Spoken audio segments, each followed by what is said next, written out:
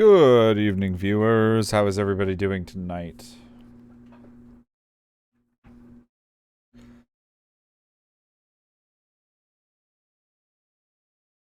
Hopefully everybody is doing well.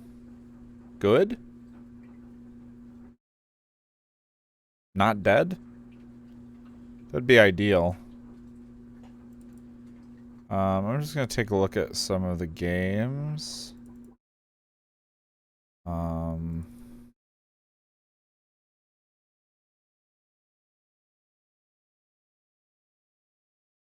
Real quick.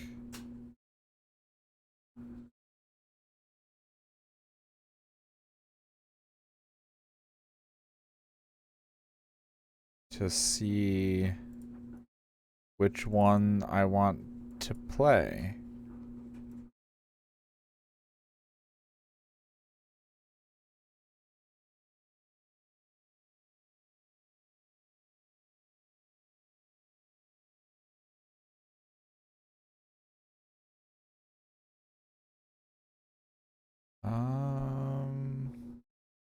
Where's the button I need? There it is. This is kind of an impromptu thing. I didn't really have anything planned. I was debating on just playing these off stream. Because as I said in my Discord, normally Otome games are not my style. Like, normally that is not the genre I prefer. And maybe that's just because I don't like... I don't want to say I don't like romance, because y'all have seen the games I like playing. I won't be able to stay long, but I wanted to say hi. Hi, Cryos, how are you? I'm glad you're doing at least well. It's unfortunate that you're too tired, that you're super tired, though. Hopefully you get good rest.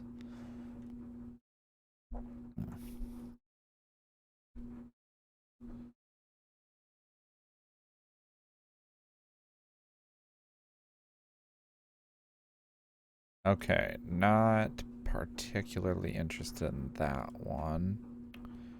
I'm straight up extracting and looking through, like, the images because, I think one of the things that turns me away from, I hope you like whatever games you tried today. Me too. I really hope I find at least one I like.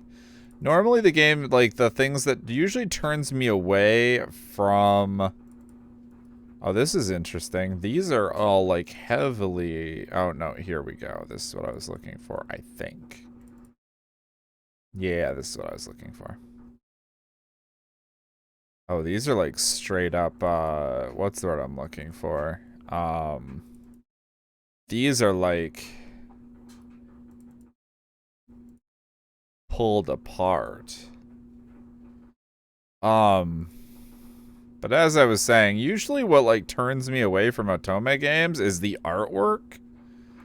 That's, like, the first thing that turns me away. So, like, I'm kind of looking through the images because I know if I can find one that, like, the art isn't something that, like, makes me bored, I will be much more interested in, like, giving the overall, like, narrative a shot. And then if I, like, find one, like, if I find narratives that would... You fucking quit it. I've had that muted for years. And now it fucking starts this shit again. Knock it the fuck off.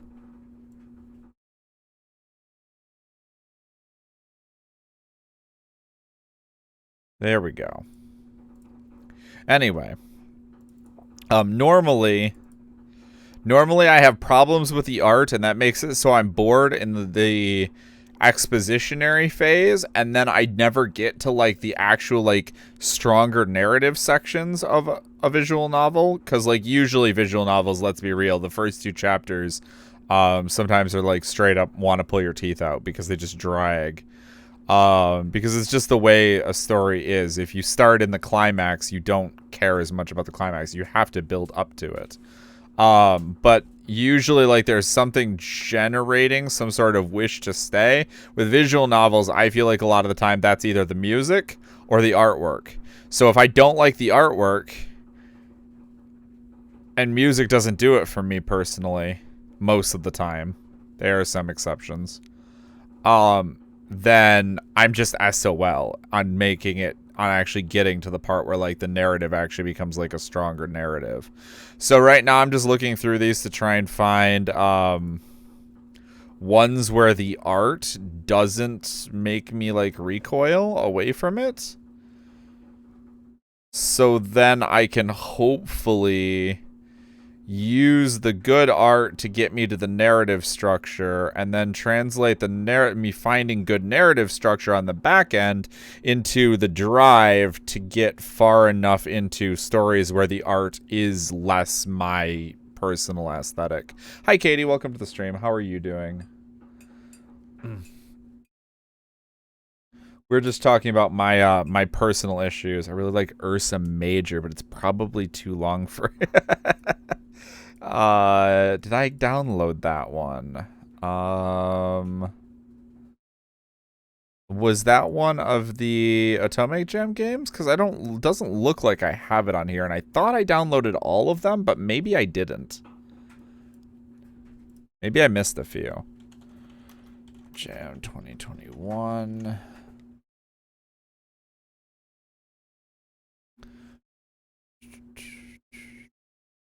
Oh, forgot that the button up is up at top.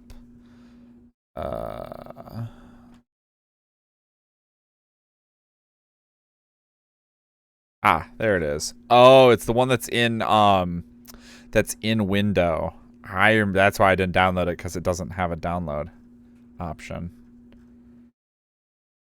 Am I willing to go through? Wait, it does have a download option. How did I miss this? I thought I scrolled this whole page, but I guess I didn't. I guess I just saw... I must have scrolled like halfway down the page.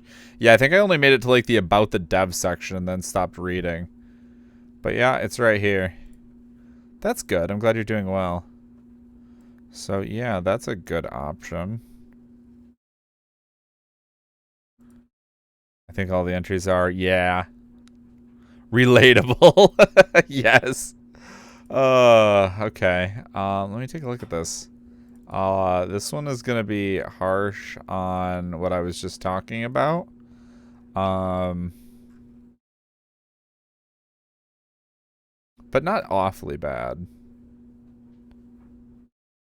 Hey, Han, welcome to the stream. How you doing tonight, my dude? This looks like, is this game BXB? I can't tell. Let me read.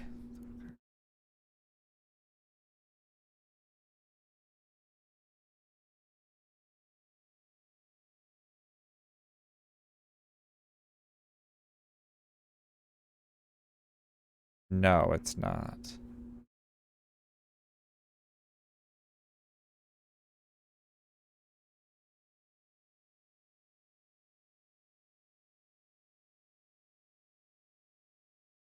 Okay, sounds good, Crafts.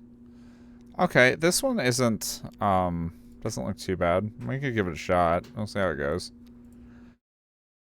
You said it was long, though. How long are we talking? Moments where I wish I could just... Oh, this is... Looks like this game was made in,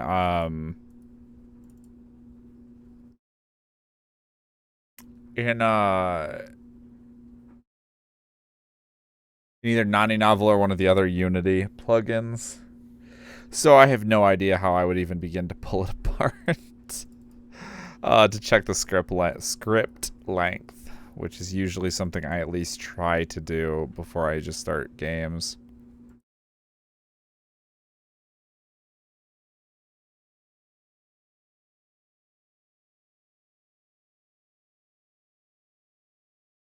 I have straight up no idea how Unity builds its directories. Because like the exe is less than 700 kilobytes.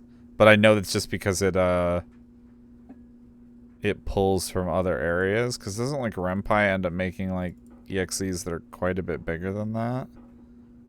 That's not a RenPy game. Is this a RenPy game? Yes, it is. No, it's actually way smaller than that. Way smaller than that. Okay, so I'm just, you know. I paid, like, literally no attention.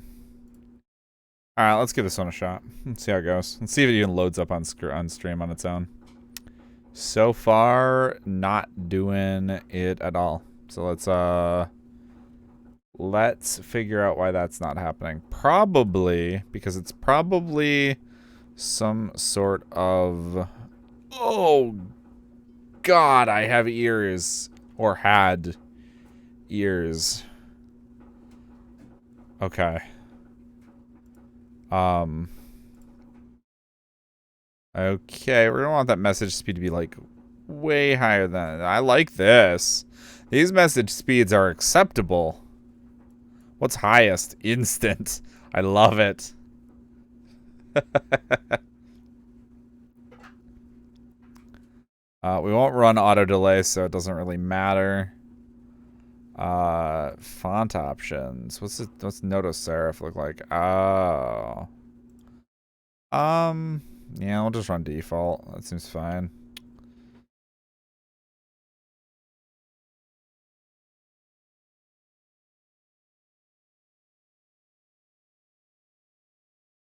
I wonder if there's issues in the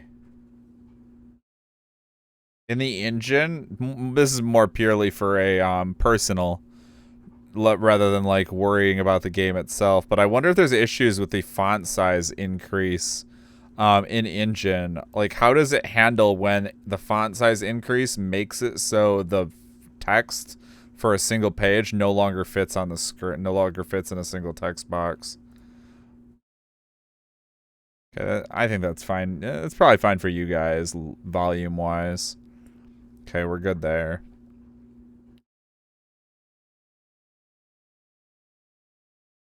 I am probably not going to be full-on voicing this game because, well, I don't really feel that great, to be honest. I just wanted to... I wanted to play these games, and I figured if I was going to do it, I might as well do it on stream. So here we are.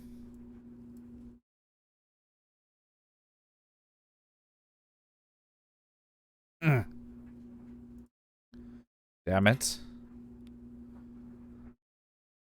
What's Grayson doing here? Grr. It's too tough. We need more manpower. Hey, you lot, back us up.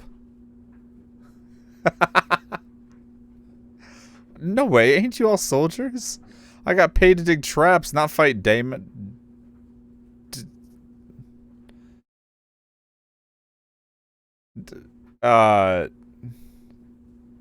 Diamond? Damon? Dio?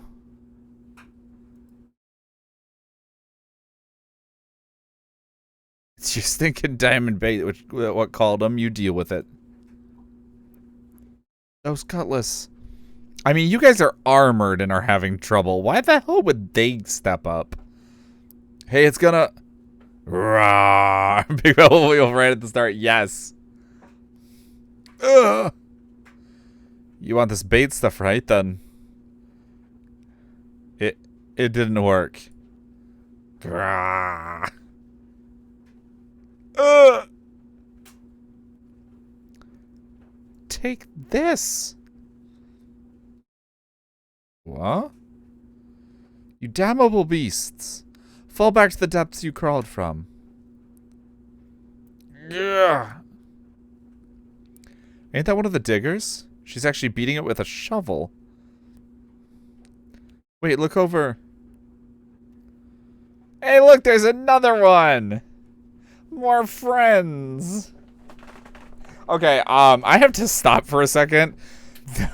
The animations are so fucking cool. Like, it doesn't even feel like they're, like, way over the top, but they're, like, all so good. They feel so natural. So often when I've done them, they always feel like they're, like, what's the word I'm looking for? They're, like, overacted or, like, really memey. But these animations are so smooth and, like, just feel totally like they belong.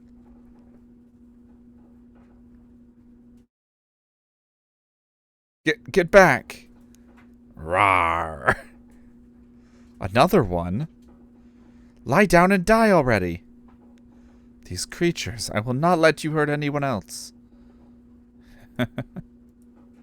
Who is... Rawr. Did somebody just whip a rock that exploded? Gah!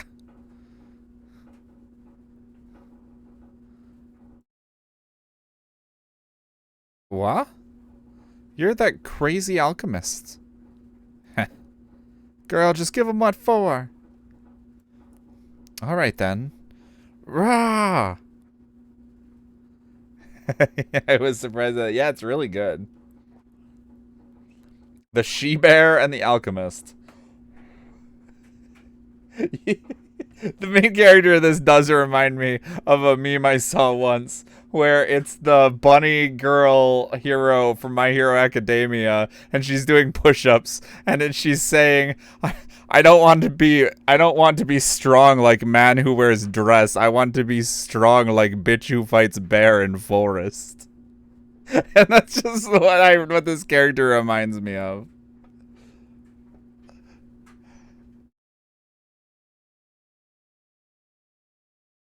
And the fifth match, the lovely lady of Silvervale. Damn, is that really a woman? You ain't heard? They call her the she-bear of Silvervale. They do. Who the hell still comes up with names like that in this day and age? Just look at her. She ain't a woman. She's a bear. They're loud. And rude. Another challenger slid into the seat in front of me. He was a full-bearded man with a red alcohol-drunk nose like a ripe plum. Hell of a sight you were, lassie, strolling into Reed hometown with a diamond head on your belt. They saying you threw it right on the arse of a mayor's desk and forced him to dig out the treasury coins for turning it in. And I love a woman with spunk, you know. If I beat you, I promise to. Are you ready? Go! That's 6 challengers defeated.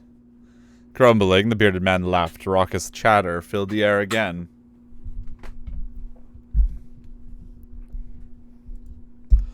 No further arm wrestling challengers declared themselves for the moment, and the guards by me turned to chat. I gotta say, someone was looking out for us to have you assigned to our trapping squad. You really leaving after all this? We could use muscle like you, with all the recent diamond attacks all over the place. Well, next time we could get you an actual weapon and not an old shovel. You're wasted on digging diamond traps, you know? I'm gonna pronounce that different every single time it comes up in a line. I guarantee you.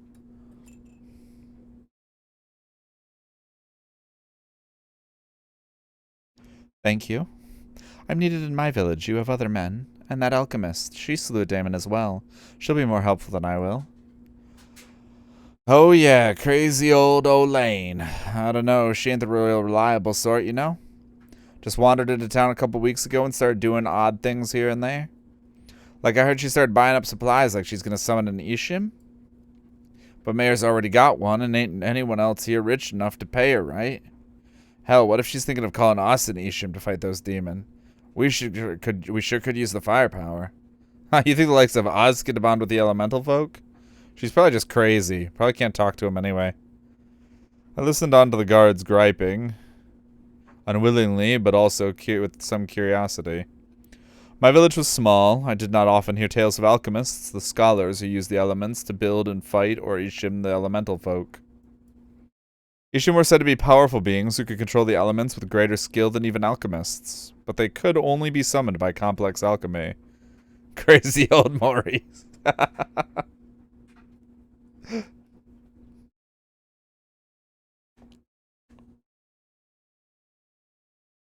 I think I nailed the ratios with my tea again. That's 2 times in a row. And only the wealthy could afford to hire alchemists to perform summonings, at least in small towns like ours. It was out of the question for ordinary folk. The guards' complaints had a joking tone, as if aware of this. Well, I say we were lucky Elaine was passing by. Still, what the hell was she even doing out in the woods? A weird place for a stroll with Diamond about. Yes, indeed, Cryos. Actually, when the diamond attacks on those villages start again, Brookhaven and the other one, Velvald. Velvald, there we go. About a month ago, why? You don't think maybe she's been going out there summoning the daemon or something? Wow. If this ain't some fucking witchcraft bullshit, I don't know what is. You ignoramus, alchemists are scholars, not some sort of witch of the woods.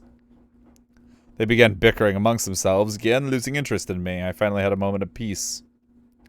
Stories about alchemists aside, this tavern in the town of Reedholm was too loud. I'd come for supplies and to do some small odd jobs here and there. That was why I'd ended up in the forest with a shovel digging demon traps. But I would be glad to be on my way back to Silvervale, though I still had errands to run with my hard-fought earnings first. I'd made enough money by turning in the demon's bounty that I could return now rather than stay and work longer. Yes, that was the right choice. Half musing, I picked up the glass tankard that one of the guards had bought me. It was still mostly full of mediocre ale. Nevertheless, letting it go to waste was... Listen up, all you rough and tumble types. Here's a request for a bit of culture for you all. A legend from the old times where men were men and women were bears. The tale of Rigmar and the she-bear. The handle of the tankard shattered in my grip. The glass thudded to the table and spilled. My apologies. Barkeep, for the tankard. Thank you for the ale. I placed a few coppers on the table, nodded at the suddenly silent room and the guards, and left. After the dim tavern, the afternoon sunlight momentarily scorched my eyes. I raised a hand to shade myself and considered the shops I would need to visit. Everyone's so mean to her. Took you long enough to get tired of the bad ale, girl. You're the alchemist, Olaine? Forgetting the crazy old part, are we? You do not seem crazy to me. Thank you for the assistance with the daemon. I see someone smarter than the knuckleheads in there. And don't mention it, that was just an alchemist's parlor trick. You threw explosives at them.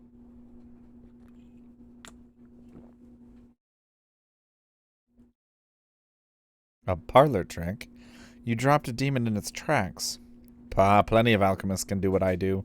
I'm just one of the few mad enough to go heron, cross hill, and dell with demon about. I ain't special, but you, girl, on the other hand, got something about you. Don't glare at me like that. How about this? I'll make you a deal. Show me how you live round here, and I'll help you out with something, alchemically. Hooded as she was, I couldn't tell what she was thinking behind her shrewd expression. But this was a busy town. There was no reason to be so cautious, and she did not seem to mean any harm. All right. Though I had expected her to demand a tour, Olaine simply followed me as I ran my errands. Yrsa. Good to see you again. What'd you do this time? Yes, buff Lady Otome. You are correct, Bayou. Welcome to the stream.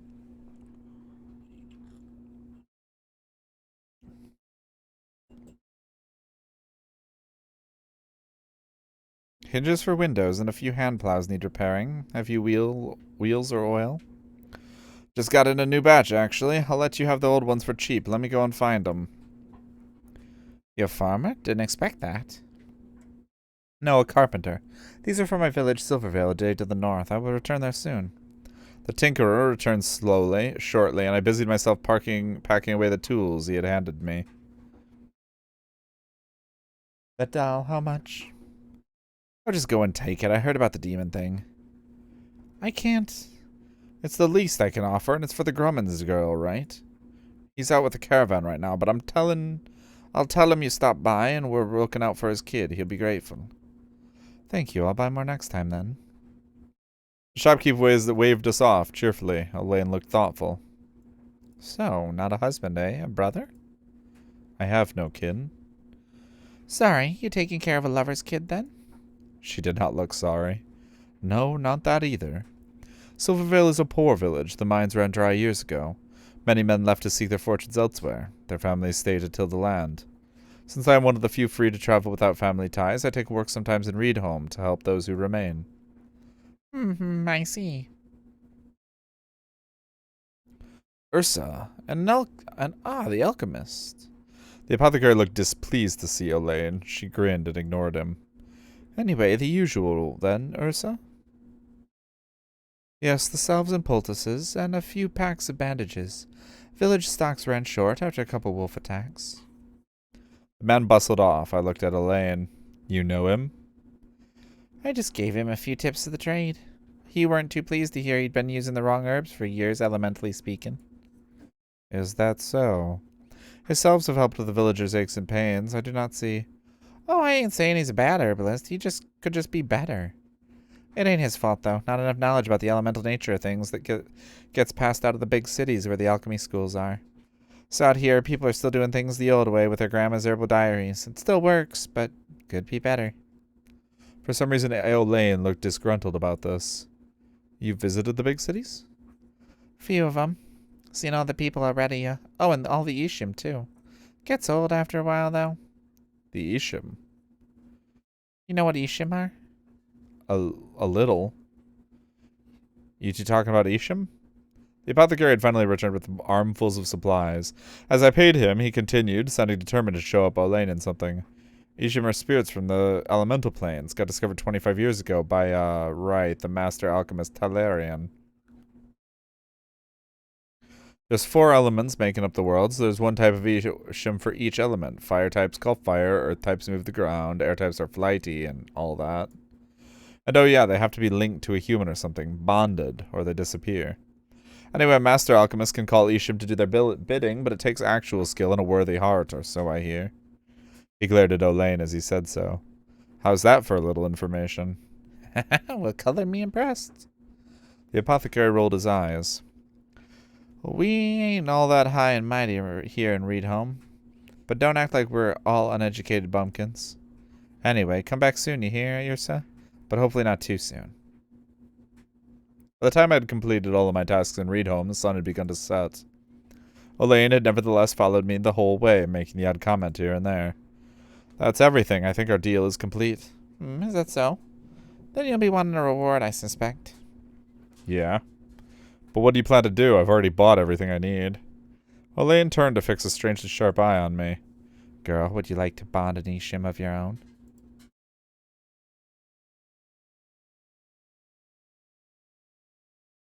You've decided then? Yes. Elaine's in-room was full of odds and ends, including a strange pattern drawn on the floor. Elaine had pulled a man-sized clay doll out from somewhere. After her astonishing proclamation, it had taken her several minutes to convince me of her sincerity. And then she had brought me here, chattering about Ishim the whole way. So I now knew a little more about the 4 kinds of elemental folk. They inhabited clay bodies, could command the elements in various ways, and each had their own skills. That was simple enough to understand, but I still do not know why you would bestow this honor on me. I'm a carpenter from Silvervale. We have nothing to offer you but dried up mines and rocks. Surely there are wealthier folk who... Oh, you've offered me plenty already, girl. Been a long time since I had so much fun. What element suits your fancy, then? Absolutely nothing about my errands could have been fun for her, but she did not look as if she was lying. There was nothing else to do but to go along.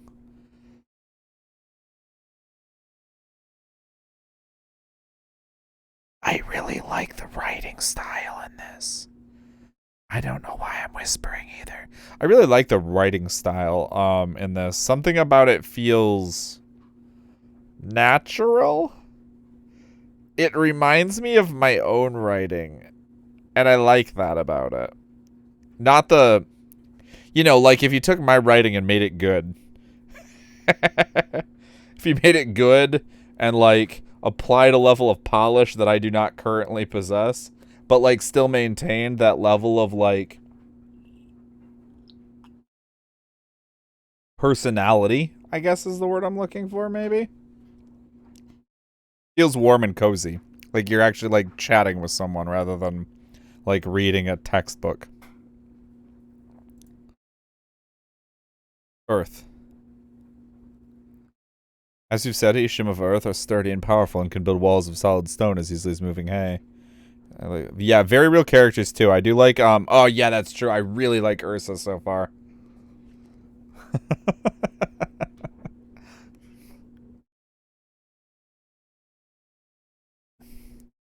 Silverveil lacks protection against demon.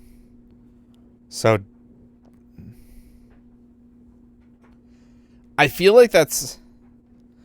Is that always the plural? Is the plural and the singular the same always? I feel like I remember it saying it plural with an S earlier, but maybe I'm crazy.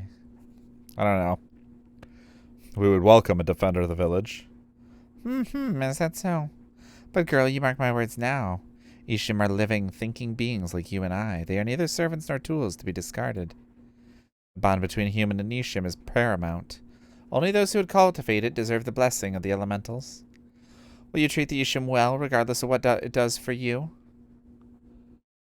I wonder if I could set up my controller. My back is killing me.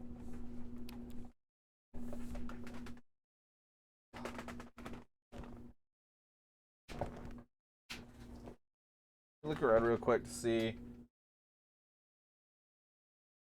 what I've got lying around here other than spider webs.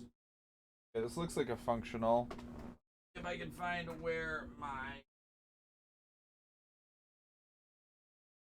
did you go?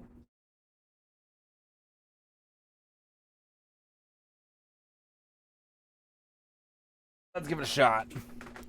No idea if this game is going to have controller support or not, but we're going to find out. Who knows? Maybe it's native. We'll see.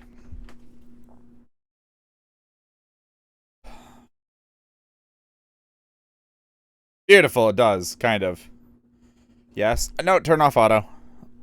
Okay. Controls are a little weird, but they appear to work, so that's cool.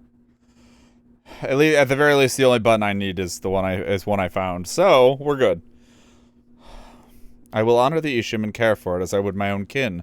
I will ask it nothing I would not ask of myself. Regardless of what comes, I will not forget my duty. Well said. Stay over there then. I stepped into a circle drawn in the pattern. Olaine hauled the clay doll over to the other side. What must I... Close your eyes. Concentrate. I'm starting the summoning now. Focus solely on your own voice, that which you will most wish for. Nothing else. My own... what? Call to the elemental plane, silently. Show him your true desires and Anisha will answer. My true desires? Protection of my village and the folk there. There is nothing else. What else could there be? Ha! Huh. Oh my. Well... A strange and amused tone in Olaine's voice caused me to open my eyes.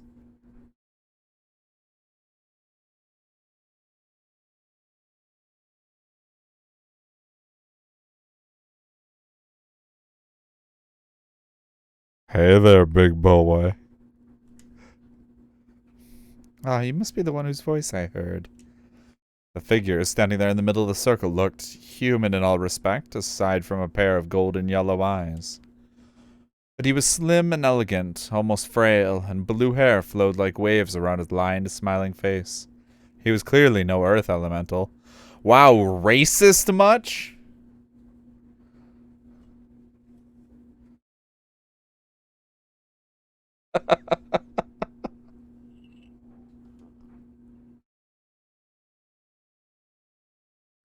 I am Urabel from the Plains of Water. I am honored to make your acquaintance. May I ask your name? I looked at Olaine, who only looked innocently back. Had she promised too much, or was she actually as mad as the guards had thought? You did this! She had told me herself Ishim of Water were placid, calm, soothing beings who did not enjoy fighting.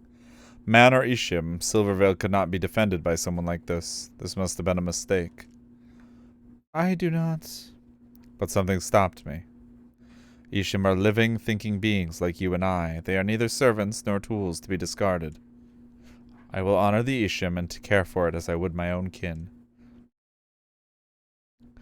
I am Yrsa of Silverveil. The pleasure is mine. Urabel smiled. Olaine grinned toothily at me, and I could only slightly grimace at what I had agreed to.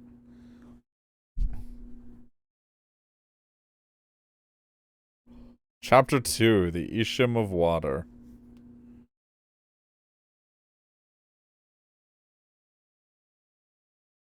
He's a skinny boy. Oh my. This is wonderful. So this is the physical realm. It is so different from how it appears within the planes of water. Rat stole your tongue, girl? I am planning the trip ahead. Come, there's a vendor for rations near the city gate. We'll stock up and then leave for Silvervale. It was the morning after Olaine's deal, and I was returning to my home village with the supplies I had purchased. But this time I would not be making the trip alone. The Isham now bonded to me. Urabel would come as well. According to Olaine, though he appeared frail, he would have little trouble making the trip like a normal human with food, water, and rest. And since he appeared to be a normal human as well, no one else in the market paid him much heed besides a couple of curious looks, but... all of these objects are fruit, but they're so different from each other. Why is this round one not like this long one? That's an apple and that's a squash. They are different plants. Ah, they are distinguished by their origins? Their elements are subtly different as well. I see. I now realized how little an elemental spirit newly arrived in our world would know of anything. Urabel marveled at many things as we walked through the market, including the stone buildings. And though Olaine took over explaining and he seemed a fast learner, I could not shake a feeling of annoyance. This Isham knew little of the world, and because he was a water elemental, he could not create defenses from earth or attack with fire. What could I even ask of him? There was nothing I could rely on him for. I would honor this Isham and protect him as I'd promised, but how did I even speak to him? Ah. I'd accidentally trod on the hem of Urabel's robes trailing along the ground, and he stumbled. I barely managed to grab his arm before he fell. Oh goodness, thank you. Forgive me, I am not yet used to this form. Oh no. There's choice structure. Here we go.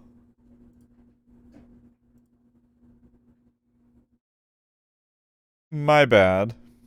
I'll be more careful. I realized that even though Urabel's entire body was made of clay, he was still quite light.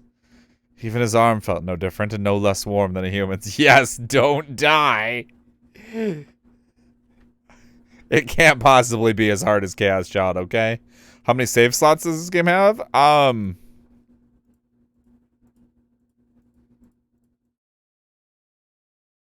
99 natively. Look at the favorite and have 400 of them. Still, I imagine 99 is probably a perfectly reasonable amount, considering, it may not have as many, save slots as Fate, but it probably is slightly shorter than the 150-hour slog that is Fate.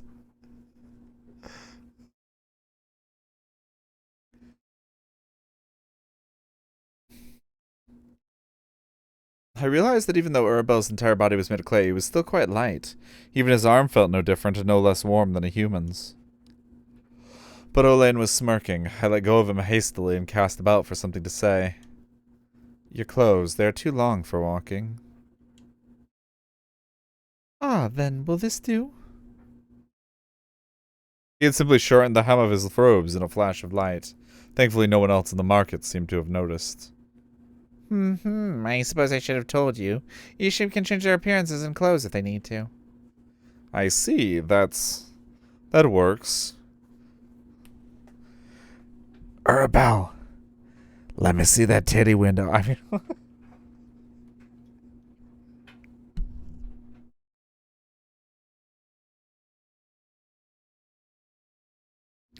Urabel looked relieved. We kept walking, but I found myself still lost in thought. I really knew nothing of Isham. We finally left the gates of Reedholm behind us, but Elaine stopped a little beyond the bridge and we turned to each other. You're leaving then? Elaine flashed the same inscrutable smile at me. I somehow knew she would turn down my offer, but I had to try. Silvervale could use an alchemist's help, especially one so powerful. There must be something we could provide you in return. Oh, I fancy a bit more wandering around the area first, I think. I ain't got much keeping me anywhere, like you do. And you'll be fine. You have the blessing of water now, eh? Yes, please allow me to be of aid in her place. I was not sure how he could be, but I did not say that out loud. I looked at Elaine one more time, trying to collect my thoughts. Then...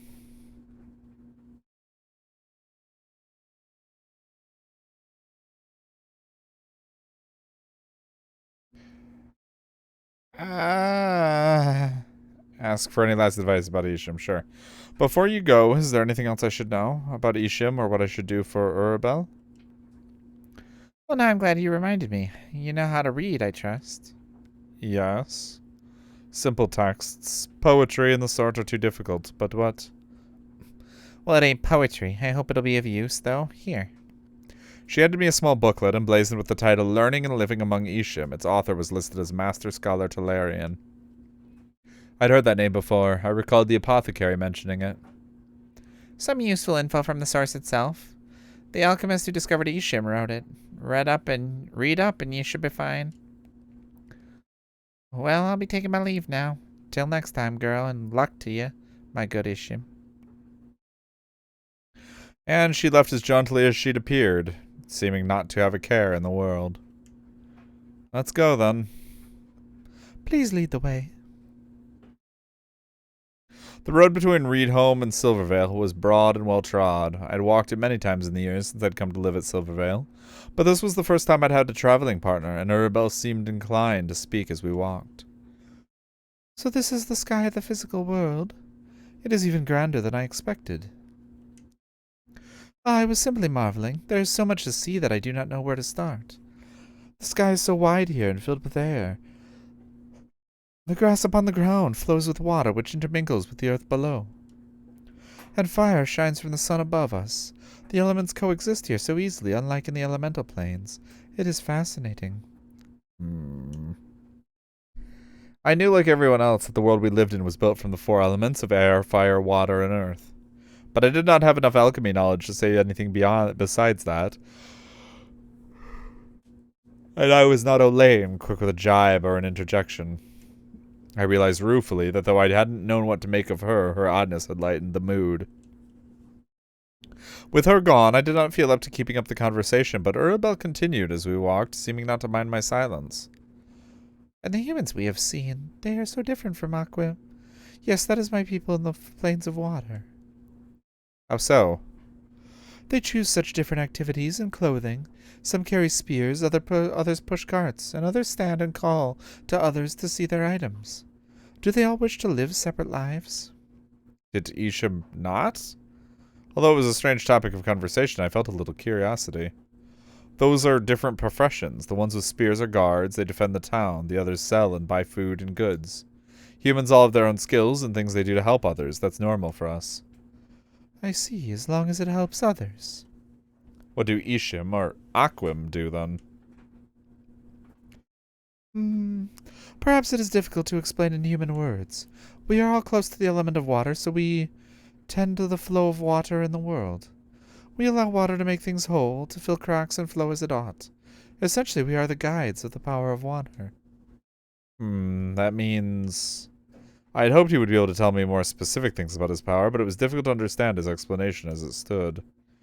You said there was water in the grass, then could you draw it out of the grass or something like that? I do not think I can. The element of water in this world is so entwined with the others that I cannot seem to understand its flow yet. I see. And even if he could tell me what he meant, he wouldn't be able to use his skills either way. I turned away before annoyance showed too clearly on my face, and then caught a glimpse of movement out of the corner of my eye. Yrsa, what? Get behind me. 2 wolves were crouched in the brush at the side of the path. I could not tell if more were behind them. I only had a small knife with me, but carrying my pack, I was a large enough target to intimidate them. And as we circled them cautiously, they did not seem willing to approach. Good. May I ask what those creatures are? Wolves. They will attack weak lone travelers if they can. Keep your guard up. A knife!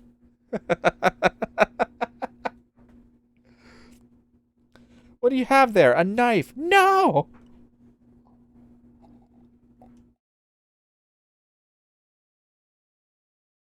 Is that so? But they are all living beings. Why would they do so? At my momentary distraction, one of the wolves rose, its eyes glittering and aimed toward me. No, at Urabel, who'd inadvertently stepped out from behind me. Back, you! At the force of my shout, Urabel jumped, but so did the wolves. Finally, they turned and fled back toward the raid home woods. Was that necessary? They were about to attack. Why did he not seem to understand that? Wolves are vicious if they sense weakness. You cannot let down your guard. Forgive me, it is only hard to believe that living creatures would easily harm each other in this plane. All those who live in the plane of water can feel the life of others as water soothes, mends, and connects all living beings. Because we are aware of our connections, conflict can be calmed, so we have no desire to cause harm to others. Let's just go then. We've spent enough time. Ah. I reflected as I walked on that I was learning more and more about Isham. But it only made it harder for me to understand how exactly I was to live with Urabel in this world, so unlike his peaceful one. Eventually the sound of my stomach forced us to stop for a meal a little past noon. Moving off the path for safety, we sat down in a small clearing. A small stream ran through a little ways away, burbling. I dug out the rations I'd bought and handed a piece to Urabel. We had not spoken since the wolves, but ingrained manners finally won over my irritation. Some food. The water skin is here as well. Ah, thank you. Either he hadn't noticed my expression, or he was remaining polite because that was all that what all Aquim knew how to do. But even as I thought that, a twinge of shame went through me. I'd promised to treat him well to Olaine and to myself. My word was worth more than my sense of pique. I was better than this. Ah, what is? This is wonderful. I had not known food could be so varied and flavorful.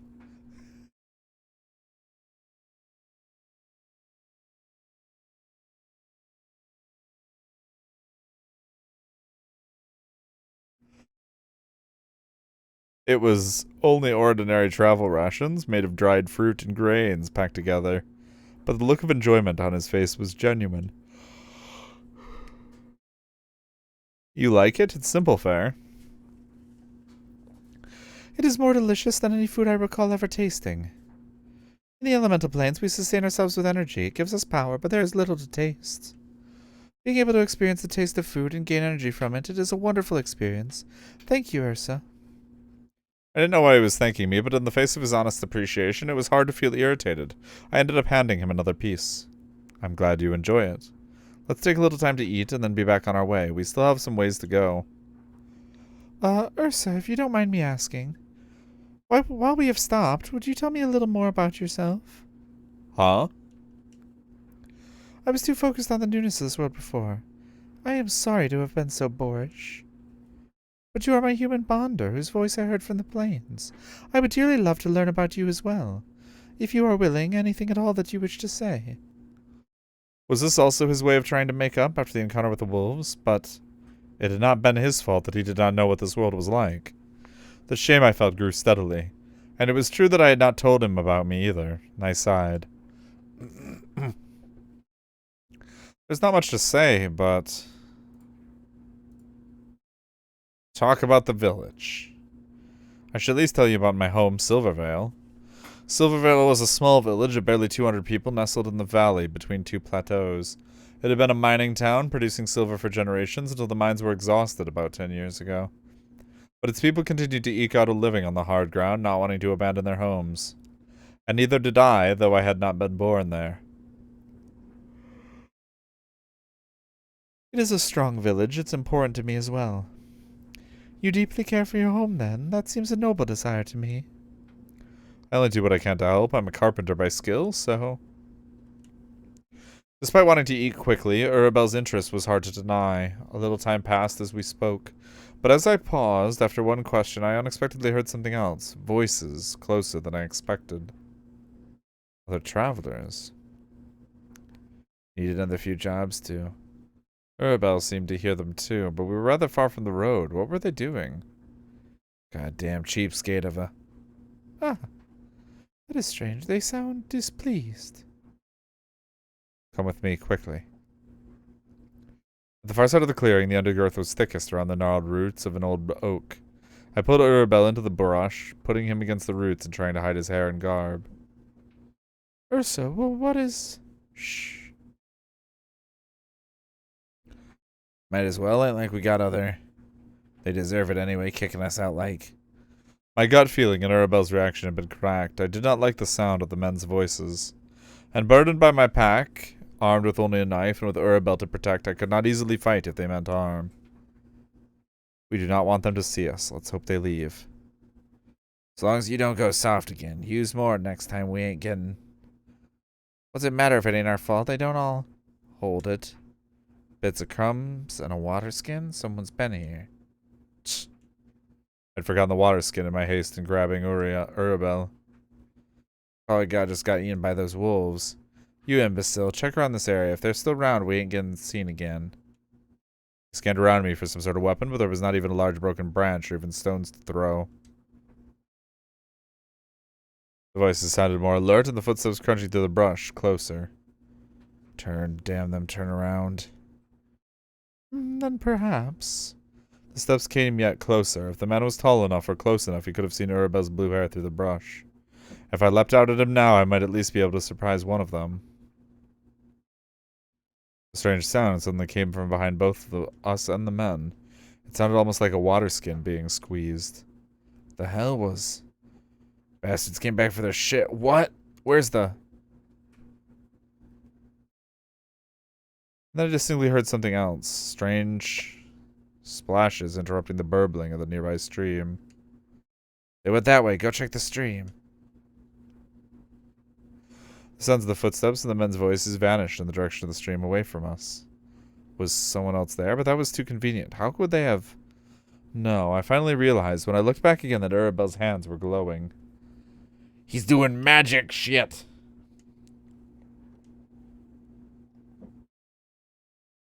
You... Urabel, did you do that? Yes, well, a little. How did you... The water skin in the stream? Yes, they were pure water. I could feel their energy, so it was easier for me to use them. Hey, rogue! Welcome to the stream, my dude. I had wanted to pull those men's attention further away, but my power still feels limited, so I can only do so much. Was that all right? Yes. That was well done. Even knowing so little about the world after I'd been so curt to him and dragged him into a bush, Urabel had still tried to help me. My previous annoyance finally withered away, humbled. I would have to apologize to him, but this was not the time. Let's get out of here. Before they come back, this way. Hey, thank you for the gift subs, Rogue. To Hand and Axel. Some of the best people they could possibly go to.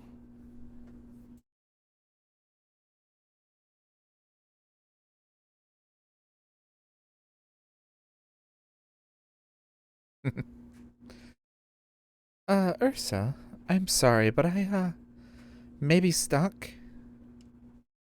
What?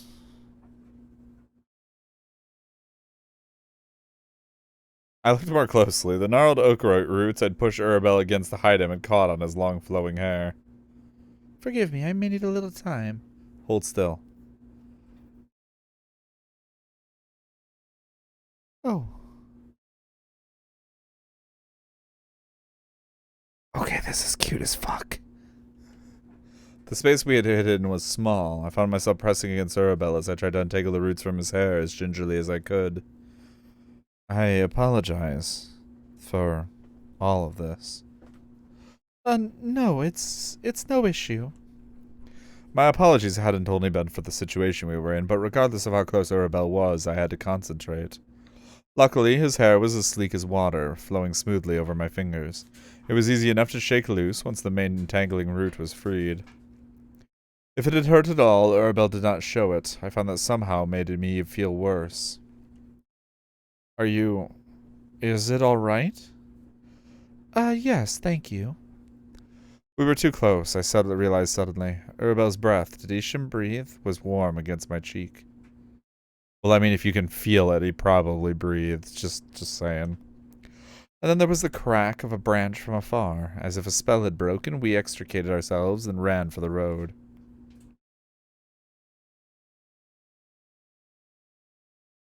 Once again, Yrsa, I must thank you. No, not at all. That was my fault. Having gone far enough down the road again, we'd finally stopped to catch our breath. It had been undignified to be in that situation. I would also need to replace a water skin once we returned to Silvervale. But having gone through it with Urabel, somehow I felt a little more at ease. But I really am sorry to have been so troublesome. To avoid this happening again, is there something I should do? Yes, I should have realized. Undignified. That's one way to describe that situation. I took a spare band from my pouch and one of the green leaf pins from my hair and motioned for Urabel to turn around. Let me... Oh, I see. This... Is it alright? It's the human style. I do not know if Isham hair can be tamed. I remembered a little too late that Isham could change their own appearances at will, but... Yes, it does not hurt at all. It feels quite freeing. So this is how humans care for their appearances. It seems there is a lot I should know about living in this world. I really must learn more quickly as we go. You'll get the hang of it. And, may I keep this pin? Sure, I have plenty more.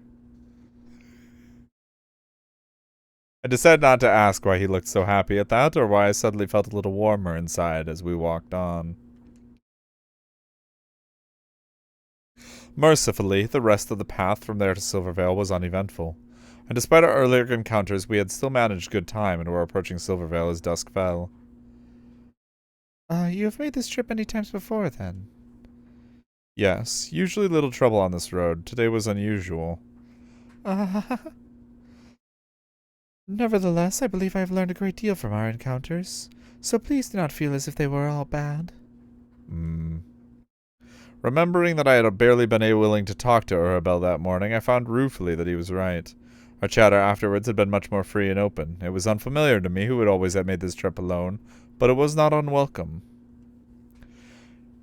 In any case, we will be there soon. I had only been able to hastily tie up Urabel's hair earlier, but it did indeed suit him. He now looked every bit like a refined foreign traveler now. Maybe that was the right way to think about him. He was naive but kind, ignorant but eager to help, and my guest. So I would host him to the best of my ability and protect him the same way as I did the folk of my village. Well... We're here. Welcome to Silvervale.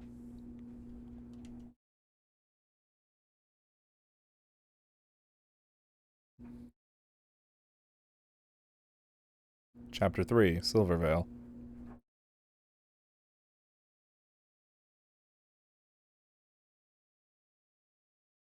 Sleep well, Cryos. Thank you for coming while you could.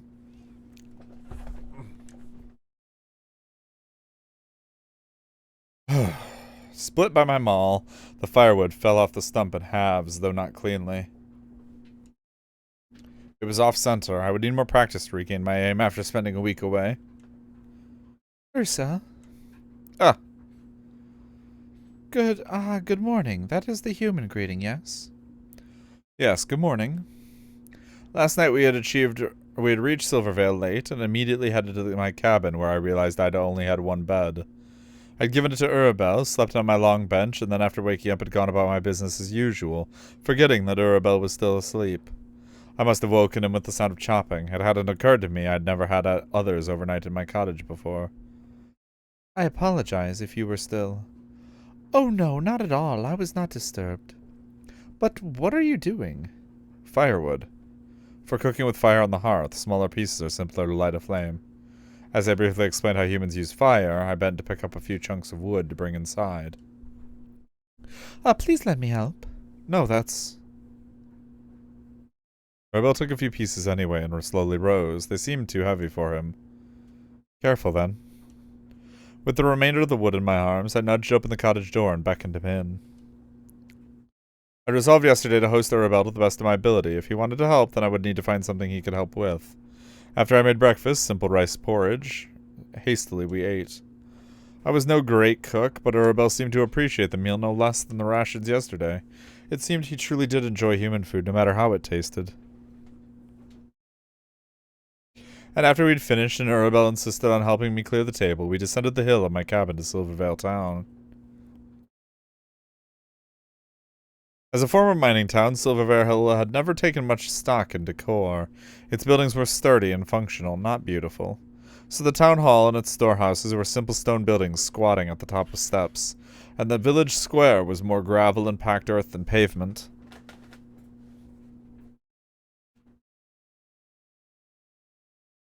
Due to the uneven terrain of the valley, villagers' houses were scattered wherever room could be found, but it was home, and I was glad to see it again in the morning sun. A few chickens wandered by, clucking as if in agreement. I do not know much about human dwellings, but this feels like a wonderful place. Thank you, it's a good town. Where will we be going? All over, I'll show you the town as we go. I would normally make a round of town, checking in with folks and doing smaller repairs where they were needed. Then I would return to my cabin, where I kept larger woodworking projects and work on them until sundown. But since I had been gone for a week, there might be more repairs than normal. I also needed to pass out the supplies I'd gotten from Reed Home. On top of that, I had to show Arabelle around and figure out exactly what an Isham of Water, who did not yet know how to use his power, could help with. Hey! A pair of boys who I remembered once chasing out of my woodpile and once giving a carved top to ran up to us. The Lady Woodsman's back. You got any toys for her? Dumbass, her name's Yrsa. And she can't be a lady and a woodsman. And who's he? He's all blue. Wait, if you're a woodsman, is he a waterman? Well, that is not inaccurate. I am an Isham of Water, not a human man. You look like a man. I had forgotten that most people still living in Silvervale wouldn't know much about Isham. And faced with the fast-talking boy, Arabelle looked half indulgent and half tongue-tied. He's from afar. He can control water, so he wears blue. He'll be living here from now on, so I'm showing him around. Oh, like an alchemist. I heard about them. Hey, tell us some stories then. Go and play now. We have work to do. I led Arabelle away from the children, who made a face at us and then ran off. Arabelle looked at me a little wonderingly. They are younger humans. Children of some of the villagers. They are more outspoken than adults. I watch them from time to time. My goodness, they are so lively. And they seemed quite fond of you, to be so open. We need to go to the village storehouses. I have bandages, too. Hoy there, Yrsa. We were interrupted again as an old man waved it over at us from his door. My daughter-in-law's been asking where you've gone. Says she won't let me fix nothing without you. If you got a moment. There's been no more chickens carried off in the night thanks to that coop you built. I can't thank you enough. No need. I just did what I could. Oh, stop. I'll send eggs to your cabin as soon as I get more tomorrow, you hear? And one for your new man, too. Thank you, but I am not... let's go.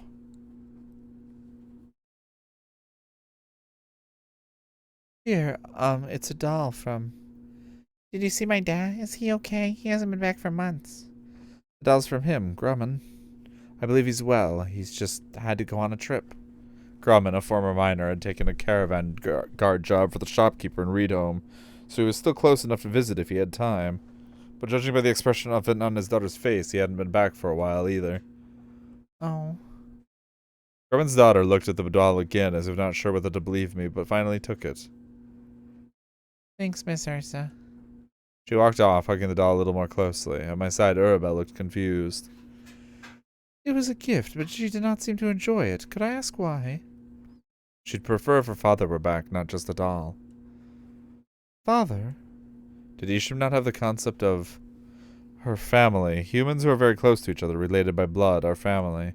And those who are family, care for each other. They want to be near each other. Ah, I see. If those who care must be apart from each other, it is also difficult. He seemed to be thinking on it as we kept walking. You're a lifesaver, Yrsa. The chief was just worrying that we'd run out of bandages before the next demon attack. The storehouses just off the village hall were dim and cool even in the midday sun. The storehouse keeper accepted my supplies gratefully. Were the stores that low? Well, we got unlucky with a couple more beasts. This normal sort mine while you were out. Brendan got laid up by 'em. But no, we'll be fine now. Don't you worry yourself. A different matter. Do you know of any odd jobs for someone not quite so strong? My guest will be staying in the village for a while. He wants to be of use. I heard the waterman, right? Yes. Children's words traveled quickly. I'd forgotten. Haven't got anything I can think of, though. We've got plenty of water here in Silvervale. It's the soil we got too little of. And the silver. So unless he can spin silver out of water. I do not think so, at any rate. Well, that reminded me of something else. Old Marcia was in here griping earlier. Says her window's been drafty. Oh, my God. And her plants don't grow. The usual, you know. I exited the village hall and shook my head. The supplies had all finally been delivered, but no one had any work, as I expected. Silvervale was a former mining town with the mines exhausted. It took strength to live and try to work the ground here. Even the elderly were not exempt. But was there really nothing I could find for an Isham of water who had little strength? Oh, wow. How are you doing that? I blinked and looked up. A little to my right, Yrsa was surrounded by a gaggle of children watching in fascination, and water was dancing through the air around him. It is just a little trick. The element of water has many forms and shapes. I only ask it to do what it will. You can talk to water? Can you tell it to do things? Yes, well, the flow of water is something that can be listened to and understood, and it has its own wishes. So it is not control, but simply friendly guidance. He noticed me watching and smiled again. I am a little unpracticed at the moment, but perhaps I will be able to show you more intricate forms of water tomorrow. After a few more displays and some cajoling, the children dispersed reluctantly. Yrsa turned back to me. That is your power, then? Yes, well, a very limited amount. It is still difficult to understand how water exists in this world, intertwined as it is with the other elements. But the children were insistent, and I did not wish to disappoint them, so it seems I have remembered a little of my ability. Perhaps with practice I will be able to do more. I see. It reminded me of the magician's performances I had sometimes seen when traveling troops occasionally stopped in town and performed for lodging. It was not particularly useful as a skill, mostly a spectacle, nevertheless. Sure, be impressed. Whether or not it was useful, it had been... There we go. Hopefully less interruptions. Whether or not it was useful, it had been oddly beautiful, and more importantly, the children seemed to love it. It was impressive. I have not seen anything like it before. If you enjoy it as well, I must continue to work at the skill. In any case, was there anything else you needed to do? I will accompany you. I'd finished most of the errands I'd come out to do, and there was not much else to show Yrsa, but the village storekeeper's words came back to mind. There was one other request, a woman named Marcia. Let's go. When she saw us at the door, old Marcia immediately ushered us into her home. You're safe for sore eyes. Listen to me, the menfolk of this village are all useless. Can't even build a proper wind frame. Yrsa looked astonished at the torrent of words rather than water. As Marcia continued chattering, I looked over the window she indicated. The frame was cracked. Apparently the wood had warped from age. I can fix this, but it'll take a little while. Oh, will you? Thank the heavens. I thought I'd be without a window in these mad times. Probably get robbed in the night and all. Yrsa, will you wait? Oh, and you, Master Waterman? Yes, what can I was just saying what a shame is my garden's gone and started dying on me while I worried my head off by the window. You'll come along and see, won't you? She dragged Yrsa with her through the back door to her garden. At least I had known Marcia for decades, so the worst he would suffer would be a little chatter, though perhaps I should apologize to him later. I could still hear Marcia's gripes clearly as I took out my tools and began to work.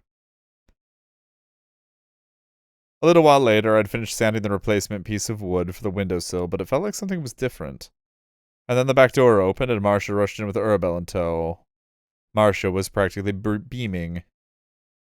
You're a lifesaver, Master Waterman. You and Yrsa here. Come on in and sit, and let me get the tea on. Hey, Polaris, thank you for the follow. Welcome to the stream. How are you doing tonight? You do not need to go to such... I won't hear it. Go on, make yourself comfortable. It's the least I can do. What did you... Master Waterman brought my garden back to life. You did what now? Well, it was nothing major. Just sick, lays down. Yeah, feel free to rest. We'd gathered around Marcia's small table, and Marcia poured a steaming herb blend into each of our small cups.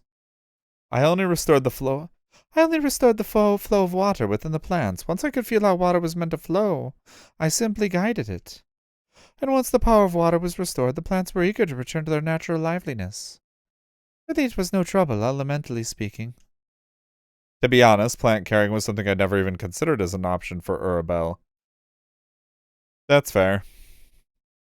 I'd expected the growth of plants to be the domain of earth elementals, but it was clear I hadn't thought hard enough. Still, that is impressive. Urbel beamed at my words, and Marcia tutted and shoved a plate full of homemade biscuits at us.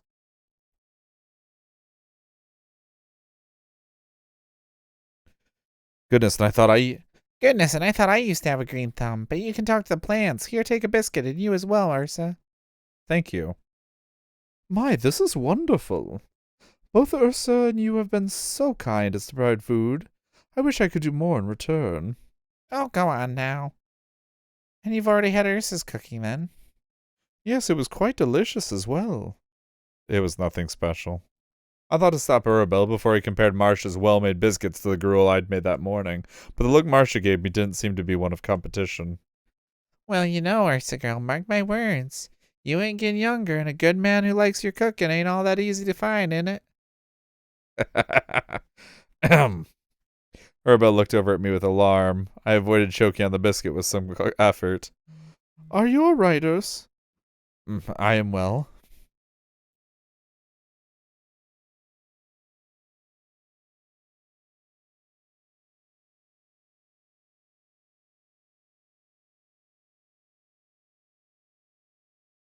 Dude, that's wicked cool. And thank you for the very, very kind, overly, insanely kind tip.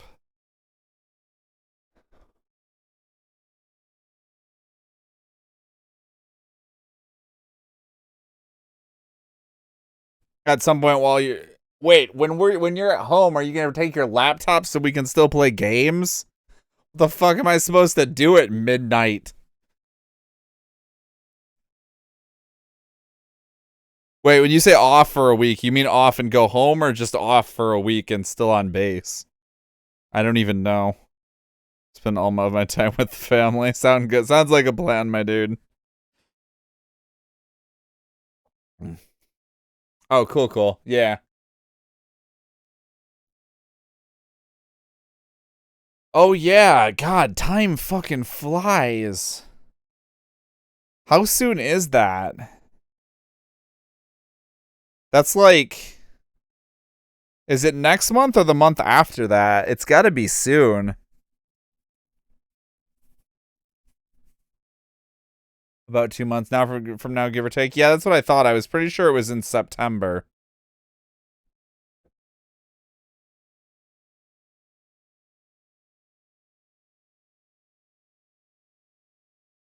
And the Harvest Festival ain't it coming up in a month or thereabouts?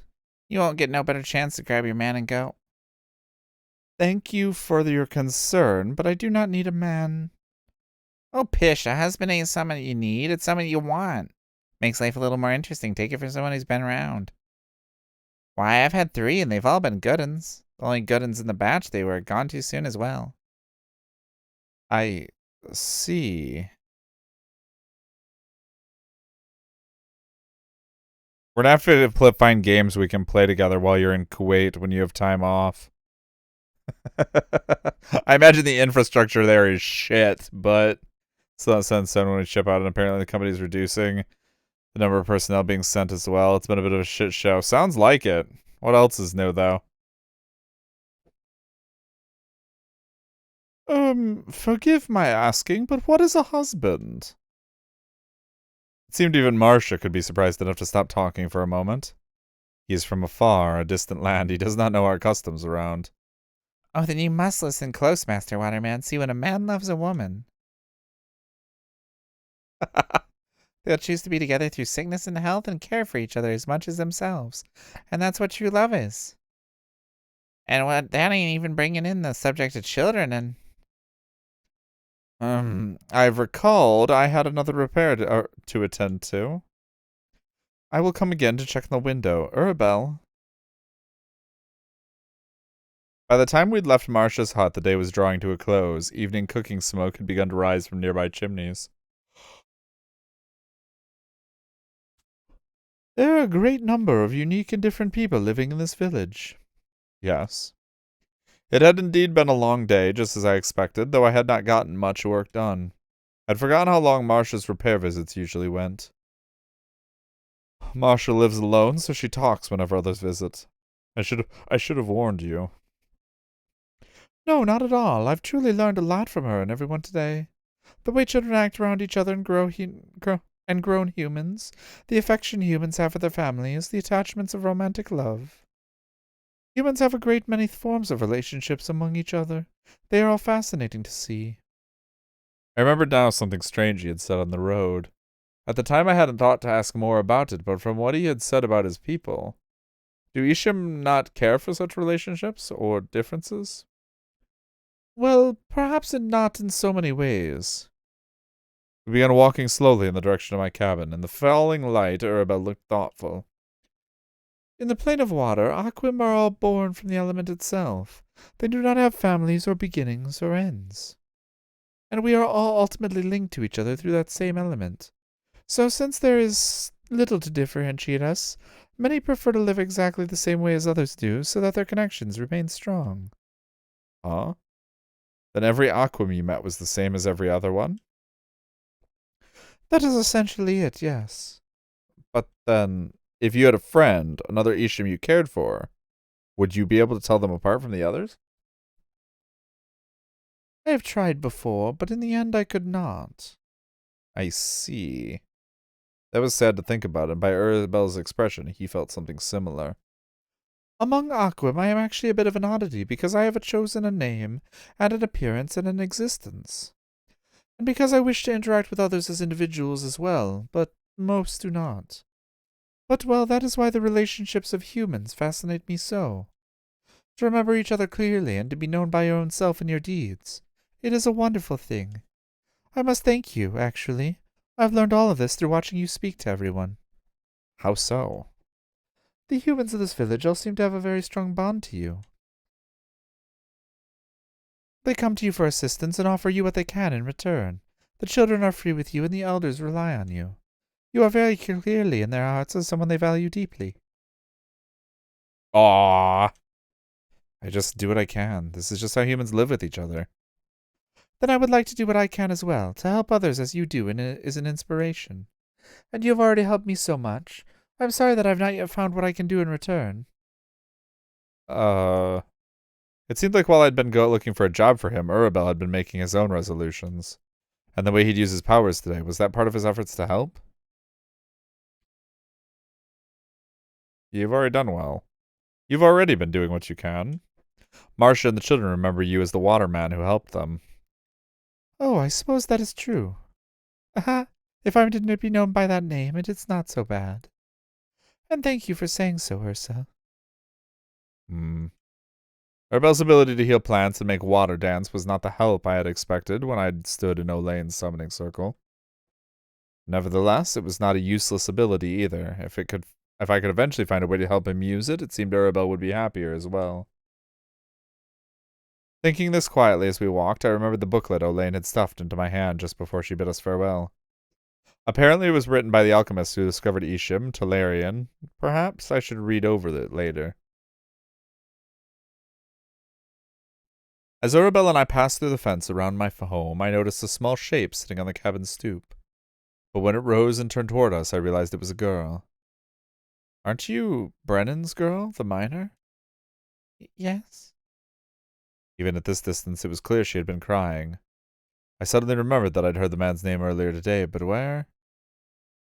What is the matter? If we can help in any way. I heard you just came back from the city and you may have medicine or something. Some of the herbalist poultices, yes. I just delivered the rest of the village stores. Are you hurt? The girl shook her head violently.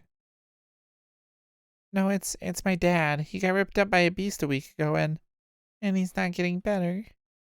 I didn't know if he's... The miner Brennan's house was set near the edge of Silvervale, close to my cabin. Arabelle and I arrived with Brennan's daughter as night fell. The moment I stepped foot inside, a stench of rot filled my nose. This is wrong, isn't it? The scent. Water and life ought not to... The man on the bed was still breathing, but white as a sheet. At his daughter's indication, I carefully lifted the sheet to reveal his leg, or what had once been a leg. It was now a mass of putrefaction. Someone had applied a bandage and what looked like a salve to it at one point, but it was no longer useful in the least. Has anyone else come to help? The chief and some of the old ladies, but even the ones who know herbs said they couldn't do nothing. I gritted my teeth, but could not blame them. Silvervale hadn't had a doctor or an alchemist since the mines dried up. Most of the people got by with herbs and poultices, and I tried to stock as much as I could on my visits to Reedhome, but this was entirely beyond that. You can do something, right? You know them folk at the city and... I can't. Not for this. That's not true. Some more salve, or if we change the bandages. This is beyond salve. The rot. We'd have to cut off it off his leg. I do not have the skill. If I cut too deeply, he'll bleed out. The girl looked horrified, and then covered her face with her hands. I had to look away. The bandages I'd brought sat uselessly in my pouch. Well, I mean, if you leave him with a gangrenous leg, he's gonna die anyway, so you kinda gotta, do your best. Disease killed as easily as Damon. But I could not beat it into submission. I should have asked for more medicines from the apothecary.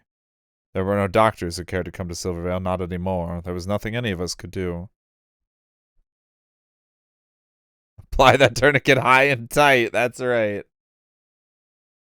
Yrsa and child. I'd almost forgotten that Arabelle was also in the room, but he was standing before Brennan's bed now, looking down. His expression was serious. Please allow me to try.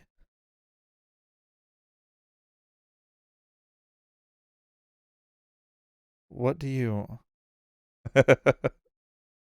I think I have felt it. There is something I can do here. And then Arabelle suddenly began to glow. The element of water flows within every living being. I understand now that it supports life itself. Where its flow is stopped, I should be able to guide it, and the nature of water is to make things whole. That was how he had described his power on the road. I'd never thought about it that way, but... Water, hear me. Make this man whole for those who care for him.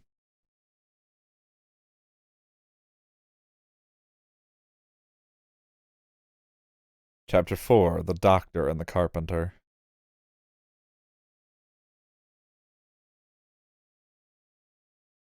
The amount of sawdust in my carpentry shack forced me to step outside for some fresh air. But the second bed frame was coming along well. Soon neither Arabelle nor I would need to sleep on the bench. I have a better solution. Although Arabelle had tried to insist I take the bed after the first night, I had forced him to keep it. Because the bench was an especially unsuitable sleeping place for a healer the first Silvervale had had in over 10 years.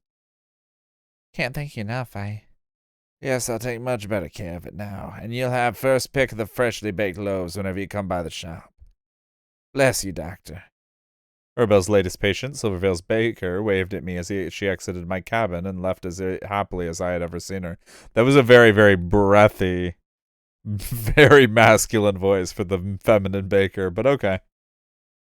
Hearing no further patients, I decided to step inside. Ah, Yrsa. Hey.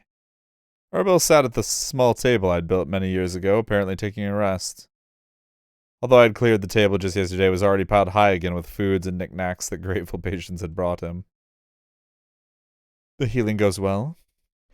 I believe so. Water cannot repair everything, of course. Some of the injuries I've seen have lasted for a while.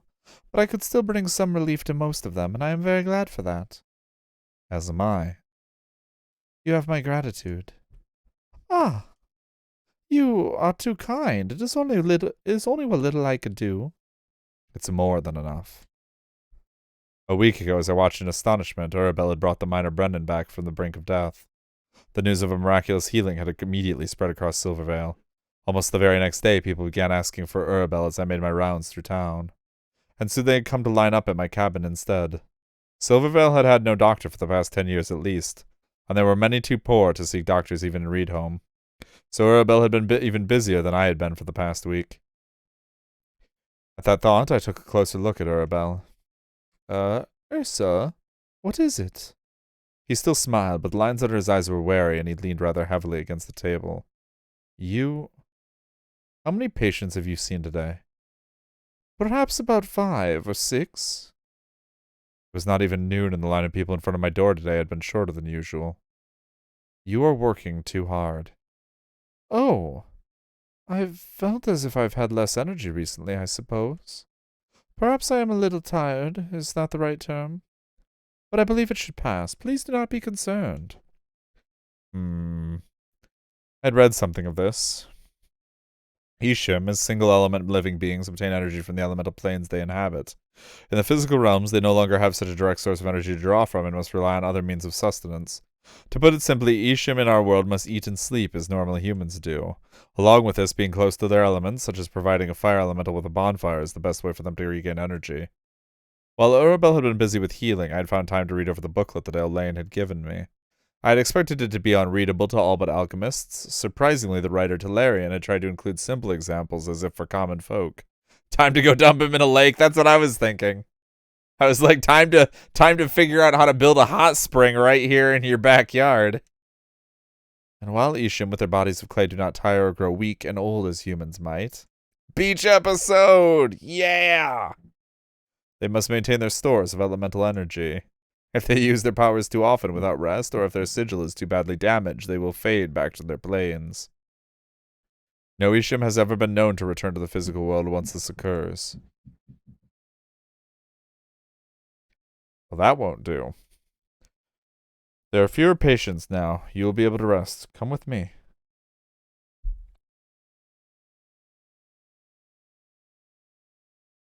Ah. Yrsa, may I ask where we are going? It's close. Sorry about the hike. Oh, no, not at all. Please lead on. We'd taken the trail behind my cabin and were now a little into the mountains behind Silvervale. The route was covered in greenery this time of year. It made for slow going, but despite his earlier tiredness, Urabel did not protest as he followed me. That had been a little inconsiderate of me, though the hike was necessary. I made an effort to clear away some of the brush for him as I walked ahead. Not far now. That sound, what is... Ah! This is the source of Silvervale's river. I heard Water Ishim prefer being around water or something along those lines. Is this... My goodness, this is marvelous. The element of water is so strong here. I have not felt anything like this since entering the physical world. Yrsa, may I? Ordinarily, no one was allowed near the source to avoid polluting the water of the village, but this was clearly an exception. Go right ahead. I stood on the bank and watched as the water of the pool beneath the falls flowed around Urabel in droplets of light. I was no poet, but it was an eye-catching sight to see an Ishim so in his element. And the color almost seemed to be returning to his face as I watched. Talarian's book had been accurate after all. It took me a moment to realize Urabel was looking back at me. Yrsa, I feel energy returning to me. I understand now. You wanted to make sure I did not overexert myself. You were worrying for me? Just figured I should show you this place. Didn't know if it would help. I didn't want to get your hopes up. I see. Whether or not he believed me, Arabelle simply smiled back. The rumble of the falls accompanied us as we spent a quiet moment there. This is so fucking cute. This is truly a beautiful place, Yrsa. Thank you for showing me. I only wish I knew how to repay you. Don't worry about it. It's my duty. I should have done it earlier. But even so, you've helped me every step of the way since I came into this world. You've protected me and guided me in living as humans do. So even if it is your duty, as you've said before, I too must have a duty to repay your kindness. But I have done almost nothing in return for you. Hi, Sharns. Welcome to the stream. How you doing, my dude? Long time no see. It's been like 2 months. You died?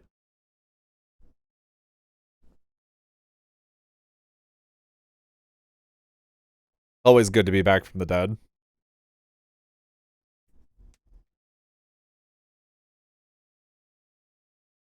I might as well have. Yeah. You sounded a little abashed, but I couldn't understand why. You've healed half the village already. That's more than any other human has ever done for Silvervale. It's natural for me to thank you for helping everyone. I feel dead on the inside. That's a fucking mood, my dude. That is a fucking mood. But that's an all the time thing. Yeah, exactly.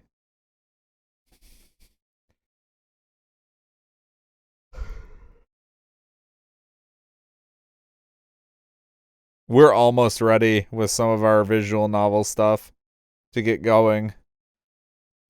I've been almost not streaming at all lately because I've been so busy between planning shit for Kickstarters and business documents and writing my own visual novel and trying to find artists for my visual novel. I have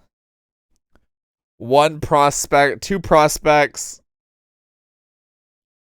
one of which is a much more solid lead than the other, and Eden, if you're here, you're doing the character art. This isn't a discussion.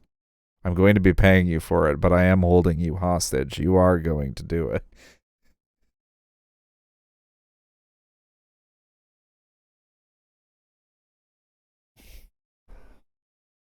But yeah, I need to start streaming more often. I've also kind of been like kind of down in the dumps a little bit. Not like maybe not like full out depression, but like that like what's the word I'm looking for? Like a little depressed because of the computer situation. And it just kind of like anytime I'm messing with my computer, I'm always like, yeah, wouldn't it be cool if this one didn't fucking suck? Yeah, like melancholy. That's a good word for it, I think, Rogue. But yeah, mild depression is a good phrase for it too. I'm always a little depressed. Actually, I'm always like moderately to severely depressed. So then when like something is like constantly going on, I'm like it just makes it that much harder for me to do literally anything. Just getting work done on the visual novels is difficult a lot of the time because I have to be on this PC. Because on top of that, I don't have anywhere that's functional to use my laptop. So, because if I sit on the couch and try and use my laptop, the way I have to crane my neck, that's the reason I occasionally will take like 2 weeks off of streaming at a time because it causes muscle spasms in my back. And I still haven't even fully healed from the last one. I've just been coasting by like a quarter healed, which is enough to be functional and do work. So here we are.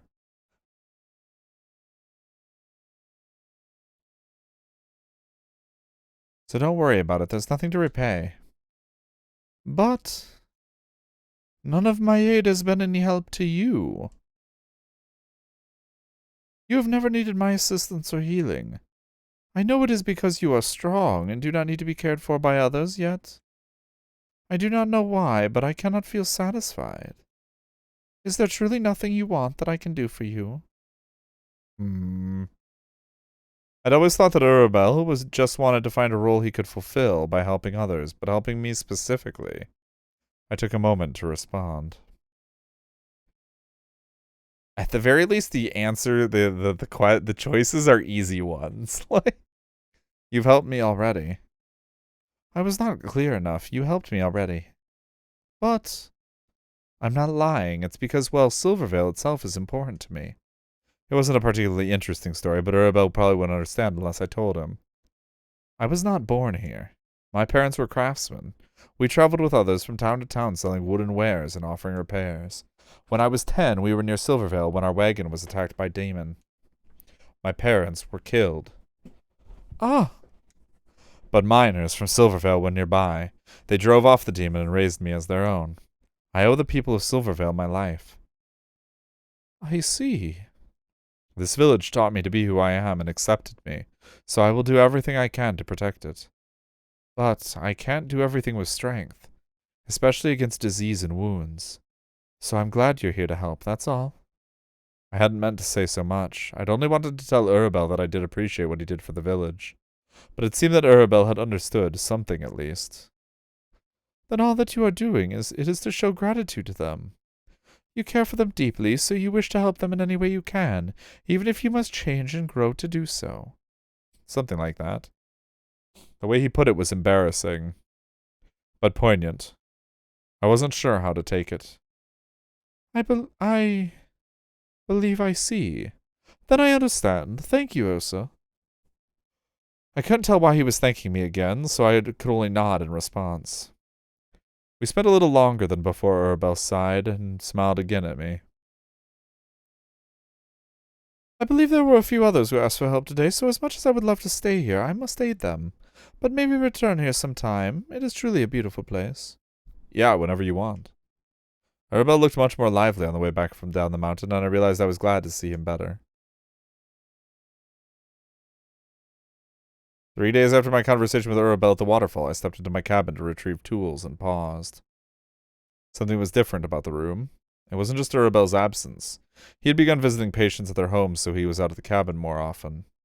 Though he'd taken to leaving small notes on the table indicating where he was, checking the table for notes, I finally realized what was different. Flowers. Did a patient leave these here? I don't recognize this face. They did add a little color to the room. I decided to leave them be. Another couple of days later. This time it was even more clear. Someone had cleaned my cabin. The wood shavings usually scattered across the floorboards were gone, and the window had been opened to let in fresh air. A clean tablecloth was now across the table, and the flowers were new as well. Did Urabel? No, this is homemaking work. Why would he? Every time I'd spoken with Urabel in the last few days, it hadn't been long before one of us was pulled away by a repair or a patient. And even at night, he seemed to be busy. I hadn't thought to bring up the changes to my cabin. I couldn't exactly accuse him either. But the changes were welcome. Even aside from my carpentry mess, I'd never had a mind for housework. I'd made half-hearted attempts to tidy before, but eventually gave it up. This is so fucking cute. Oh my god. Makes my big gay heart go doki doki. So it had been a long time since I'd seen the cabin looking so bright and homelike. Perhaps I should thank him. But regardless of the cabin, I still had work to do that day. I gathered my toolbox and left. The changing of the season towards autumn marked the start of repairs to door frames and windows where drafts might sneak through. I just finished one such job and was heading to my last of the day when I saw Urabel. There were a couple of children with him, one older than the other. I recognized them as siblings. The younger boy was carrying a small gray mass in his arms.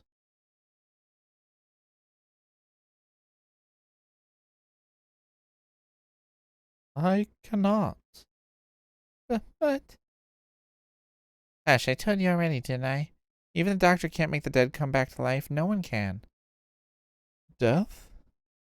Then this is... The girl, half scolding, half comforting her brother, didn't seem to notice Urabel's preoccupation, though I did. There'll be more kittens. That old gray cat's looking around again. Now you'll know better how to take care for him. And doctor, thanks for trying. We're grateful all the same. She bobbed a curtsy to Urabel more cleanly than I had ever managed at her age and left with her brother in tow. But rather than leaving himself, Yrsa stood there, watching them leave with a sorrowful look on his face. Hey. Ah, Yrsa, forgive me, I didn't... He must really have been preoccupied to not even notice as I walked up. This could take a really dark turn from here. There is such potential for this to become a Tundra story right here. I wasn't entirely sure why I'd approached. I could have left him be. There wasn't anything else I could help with either. But Yrsa's expression had made me pause, and so here I was. I saw a little. Did they ask you for healing? Yes, the boy came to me to ask if I could heal the pet he had been caring for. It had clearly been alive not long ago. I thought that as long as I could bring the flow of water or energy back, life would follow, but there was something missing. I did not understand why, but I could not help at all. Yeah, that's what happens when creatures die. Is that also different in your world? Yes. Life is not permanent, but neither is death. It is like sleep for us. We always exist within the elements and can return to life as we choose. So no Isham has ever simply disappeared. Talarian's book had said something like that. Though at the time, I hadn't understood how it could be possible. But living beings in this world, when they stop living, they simply cease to be. Even humans. Yes. Then your family, when you said they died, you meant they were indeed lost forever. Yes. Do you not fear the same, that you may someday be? Forgive me if it is painful to ask. I don't mind. I truly didn't. It had been over 20 years ago, and death had been something I'd come to accept since. But it seemed that Yrsa, as an Isham who could not die, had never had to think about the idea. All humans die someday. Everyone gets however many years they get to live, and then it's over. But that seems so... How do you live, knowing that you will eventually disappear? That those you care for will disappear?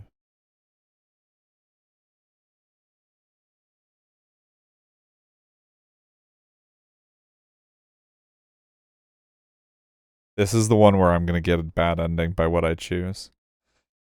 I just know it. I just live and do what I can. All anyone can do is make the best of the time they have. So I just try to do what's important to me before then. I see. I think I understand. Anyway, don't worry about it. As long as you're helping to heal them, there will be no deaths anytime soon. Ah. I suppose you're right. That is what I can do after all. I have another job to do, but you should go home and rest. It's getting late. My life isn't important. Actually, will you be... no, never mind. Is this something you needed me to do? No, it's nothing, but please return before it gets too dark. I will. I watched Yrsa go for a little while before leaving as well, wondering about the sudden concern he'd seemed to show and the concern I'd felt for him. There are so many ways this could become a Tundra story, and I really hope it doesn't. I'm not ready to be hurt again. Nevertheless, the last repair of the day involved a difficult oak wood frame. It was dark by the time I reached my cabin. Yrsa must have eaten already. I had left some gruel from the morning. I could at least warm it on the stove. The delicious scent that greeted my nose when I opened the cabin door was very unlike gruel. Yrsa! Welcome home. That is what humans say, right? It is. But how did you... The stew Yrsa was ladling into my wooden bowls looked and smelled every bit as tantalizing as his old Marcha's best cooking. When had he learned how to cook? When he was out so often attending to patients? Wait. I apologize for not telling you. I only wanted to find a way to help without relying on your assistance once again. Ugh. I know I'm not so strong or powerful, but I cannot help with your work, but... I learned a little from the villagers. Keeping a warm home for one's family to return to is just as important as a task as working outside. So, I wanted to do the same for you, if I could. A steaming bowl of barley had already been set on the table. The pot of stew in front of Yrsa bubbled merrily. Though I should say I do not know if I am quite successful. It has not been so long since I started lessons, but... It smells great. Let me set the table.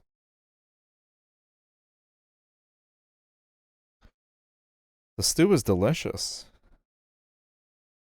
It was simple but hearty, full of tender chunks of carrot and potato and seasoned with practice.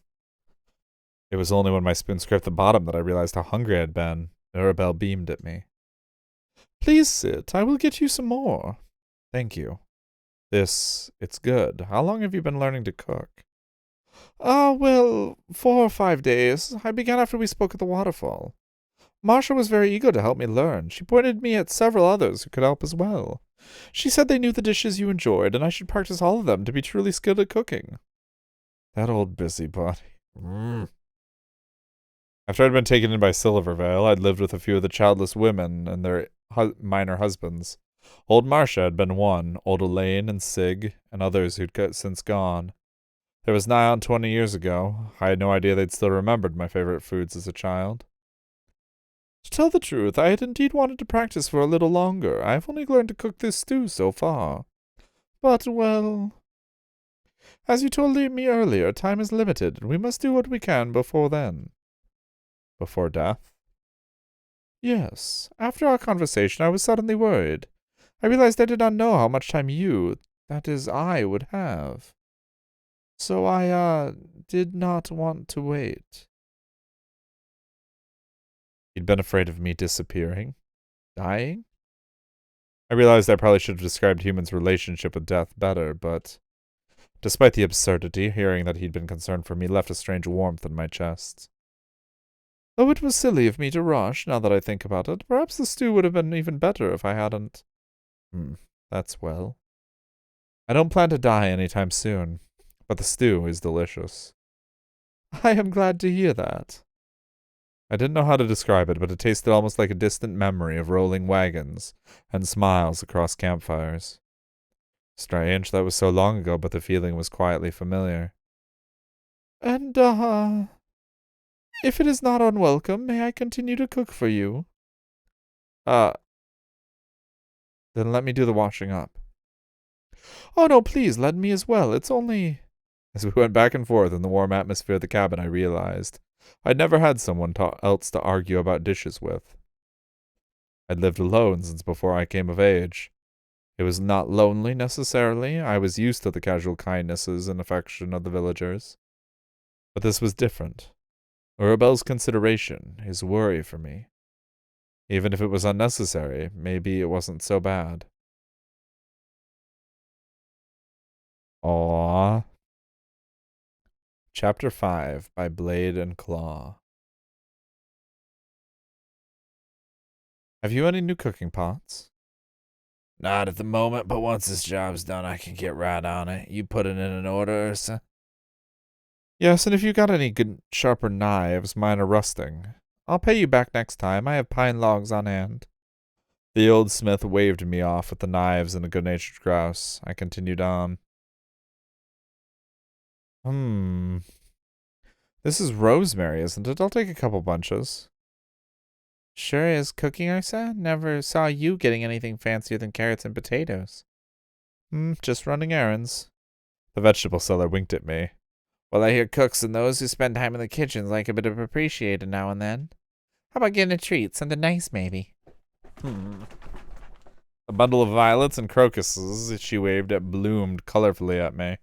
Normally I would have considered them extraneous, but I knew Yrsa was fond of flowers. Have you ever thought about your own mortality this game? Right?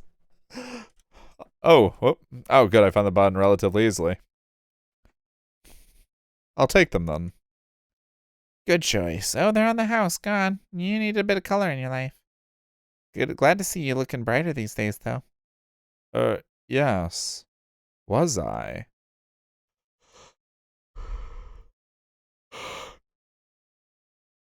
I'm home. Welcome back.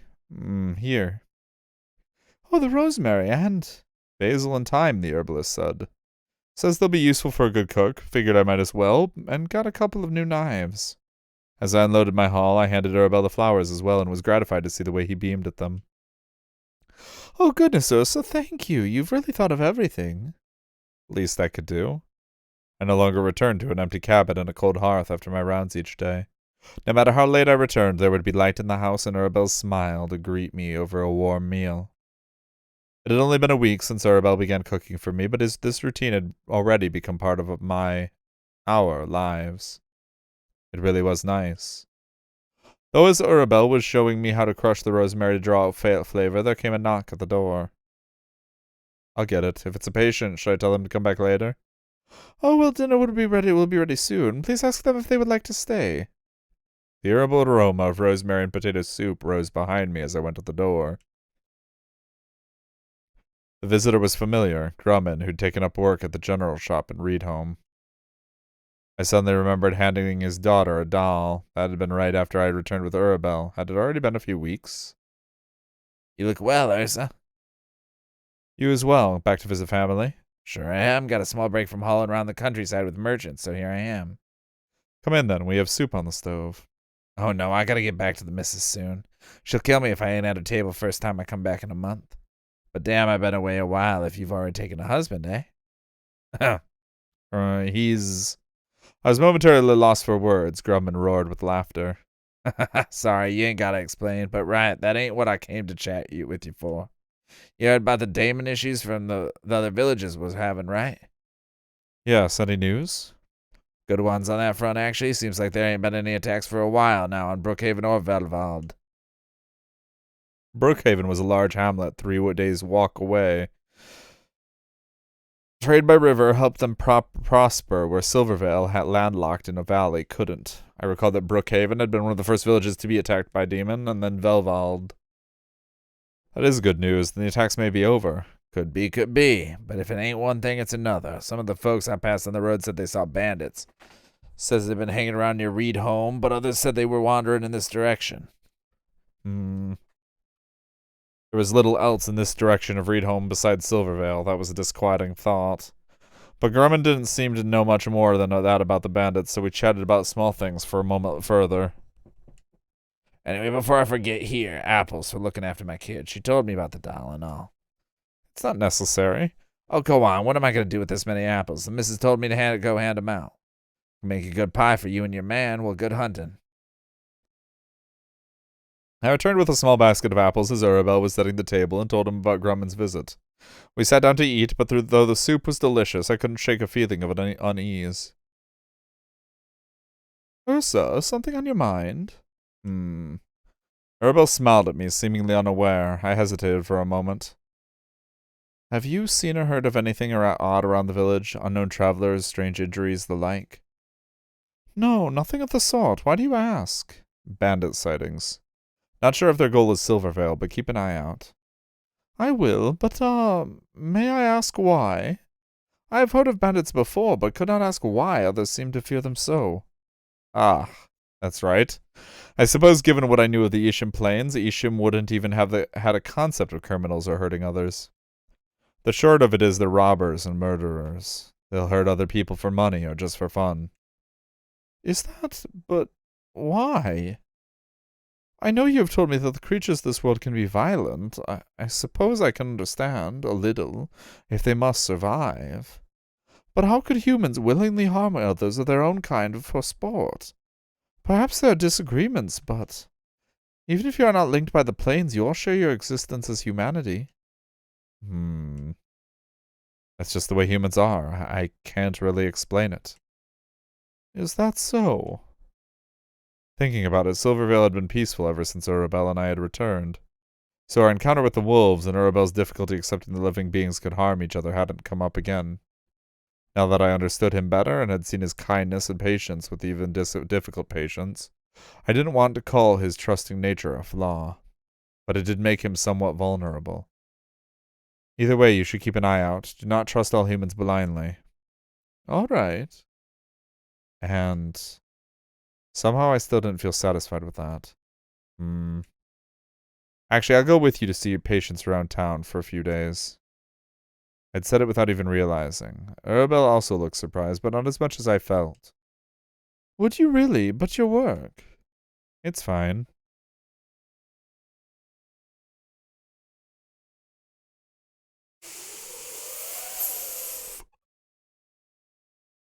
This feels like a comfort Misha question. I don't know which one I should pick.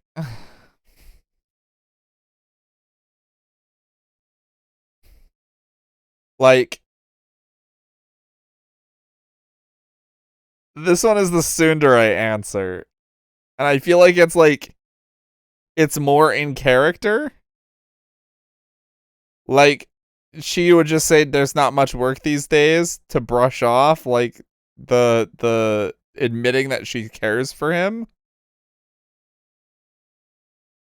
But then there's this one, and I feel like just straightforward is... Fuck it. I don't want to leave you on your own. Oh. It's just for safety. You should have someone else around for a bit. My work will fit around it, but if it's too much trouble... No, I would be glad for your company. Thank you, Yrsa. Arabelle was far too trusting and needed someone to watch out for him if bandits were about. That was my role as his bonder. I looked at his smile over our meal and wondered for a moment whether that was really what all it was. Aww. Doc, thanks again for what you did. My gimp leg ain't killing me for the first time in years, and my daughter-in-law ain't on my case either. I'm very glad to hear it. I hope you two will have more peaceful days. Doc, you certainly wouldn't believe what that girl of mine's gotten up to these days. Has she really? Oh my. Oh, Yrsa, here got a couple twists fresh from the oven for the two of you. I had not been around the village with Arabelle for a couple of weeks, but the number of people who recognized him and came to chat with us was astonishing. Besides healing, they all seemed to have a story or an event to tell him, and he seemed to be interested in all of them. And I realized I was glad to see him so welcomed by the village. He would have no trouble as long as he was here. Perhaps I hadn't needed to worry about him being alone after all. But why had I been so worried about him? Honestly, I just wish that girl had settled down as happily as you two have. Hold on. Well, I'd better get back to the dough. Take care now, you hear? I'd missed the conversation, but the baker was bustling off already. Arabelle smiled at me, seemingly unaware. She had just been saying her daughter is a kind young woman with many young men competing for her attention. It sounds as if she cannot decide between them in matters of romantic love, as I understand. And there is a question of who she will take to the festival at the end of the season. It sounds quite complex. Oh. I'd forgotten about the Harvest Festival. Old Marcia had also mentioned it earlier, but it would be coming up. But it wasn't something that I needed to think about. Although Yrsa...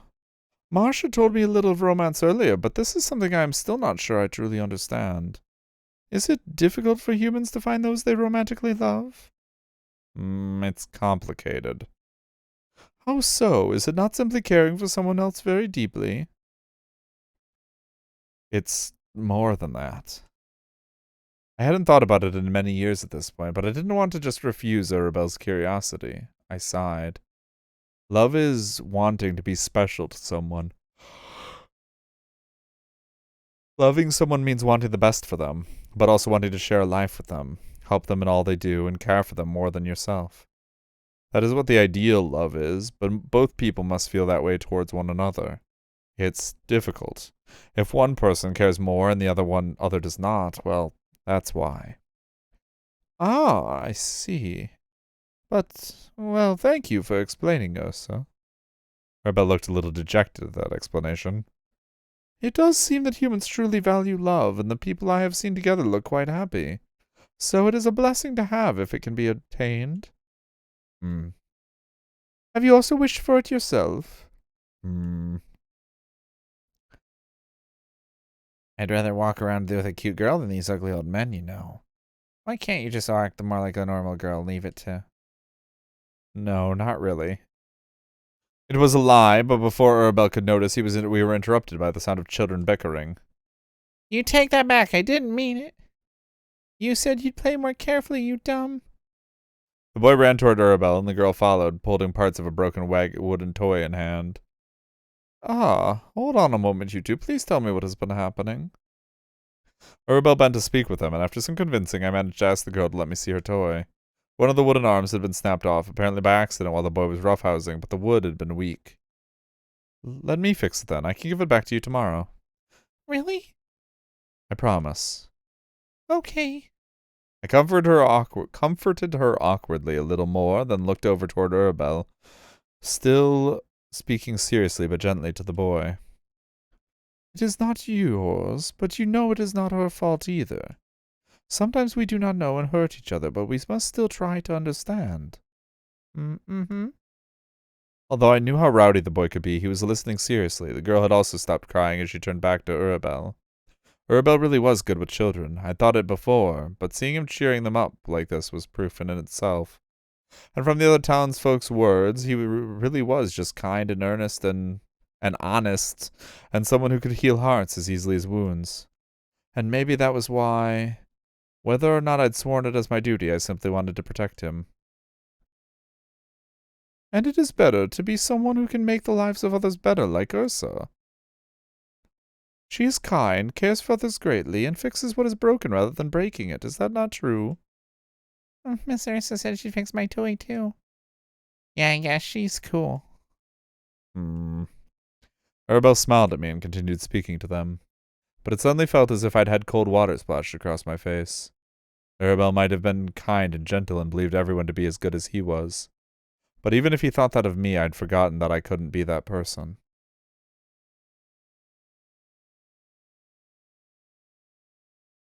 It was a couple days later that Urabel mentioned wanting to see the waterfall once again, so we went. Since I needed to restock my woodpile as well, I had taken my axe along.